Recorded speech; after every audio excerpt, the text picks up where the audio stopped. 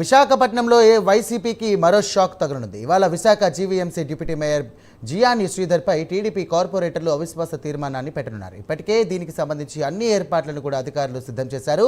ఉదయం 11 గంటలకు విశాఖ జిల్లా collector, GVMC in-charge commissioner Harinder Prasad అధ్యక్షతన జీవీఎంసీ కౌన్సిల్ సమావేశం జరగనుంది. ఈ మేరకు సమావేశానికి హాజరు కావాలని కార్పొరేటర్లతో పాటు ఎక్స్ అఫీషియో సభ్యులకు కలెక్టర్ నోటీసులు ఇచ్చారు. అలాగే వార్డు కార్పొరేటర్లు తమ ఐడెంటిటీ కార్డుతో సమావేశానికి హాజరు కావాలని హరీందర్ ప్రసాద్ సూచించారు. రైట్, ఇదే అంశానికి సంబంధించి మరిన్ని డీటెయిల్స్ మా కరెస్పాండెంట్ చంద్రశేఖర్ అందిస్తారు. చంద్రశేఖర్, చెప్పండి, వైసీపీ పార్టీకి దెబ్బ మీద దెబ్బ తగిలినట్టు అనిపిస్తుంది. ఎందుకంటే గత కొన్ని రోజుల క్రితమే మేయర్ పీఠాన్ని కూడా కైవసం చేసుకున్నటువంటి సందర్భంలో మరోసారి కూడా వైసీపీ పార్టీకి డిప్యూటీ మేయర్ పదవి వీడే అవకాశం ఏమైనా కనిపిస్తుందా?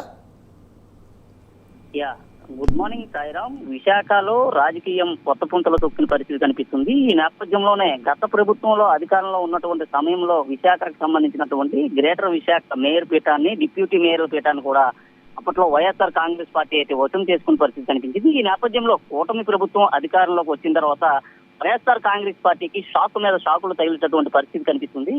ఈ నెల 19వ తేదీన జరిగినటువంటి ఏదైతే మేయర్ అవిశ్వాస తీర్మానం ఉందో, మేయర్ అవిశ్వాస తీర్మానంలో కూటమి పార్టీకి సంబంధించినటువంటి దాదాపు 74 అంటే 2/3 వంతుల ఓట్లతో కూటమి పీఠానికి వైఎస్ఆర్ కాంగ్రెస్ పార్టీకి సంబంధించినటువంటి మేయర్ పీఠాన్ని అయితే ప్రస్తుతం కూటమి అయితే కైవసం చేసుకుంది. అయితే ఈ రోజు జరిగేటటువంటి డిప్యూటీ మేయర్ కి సంబంధించినటువంటి అవిశ్వాస తీర్మానం పెట్టాలంటూ కూటమి సంబంధించినటువంటి కార్పొరేటర్లు అంతా కూడా ప్రతిపాదించిన నేపథ్యంలో ఈ రోజు 11 గంటల ప్రాంతంలో డిప్యూటీ మేయర్ పై అవిశ్వాస తీర్మానం వచ్చే పరిస్థితి కనిపిస్తుంది. ఈ నేపథ్యంలో దీనికి సంబంధించినటువంటి అన్ని ఏర్పాట్లని అధికారులు అయితే ఇప్పటికే పూర్తి చేశారు. అయితే జిల్లా ఇన్ఛార్జ్ కమిషనర్ గా ఉన్నటువంటి హరీందర్ ప్రసాద్ జిల్లా కలెక్టర్ గా కూడా కొనసాగుతున్నారు. ఆయన సారథ్యంలోనే ఈ రోజు డిప్యూటీ మేయర్ పైన కూడా అవిశ్వాస తీర్మానం మీద కొనసాగుతుంది. ప్రధానంగా చూసుకుంటే జియాని శ్రీధర్ పై గతంలోనూ కూడా పెద్ద ఎత్తున అయితే ఆరోపణలు వినిపించిన నేపథ్యంలో తప్పనిసరిగా ఈ రోజు జరిగేటటువంటి ఏదైతే అవిశ్వాస తీర్మానం ఉందో, అవిశ్వాస తీర్మానంలో జియాని శ్రీధర్కి అయితే గట్టి దెబ్బ తగిలేటటువంటి పరిస్థితి కనిపిస్తుంది. దీనికి సంబంధించి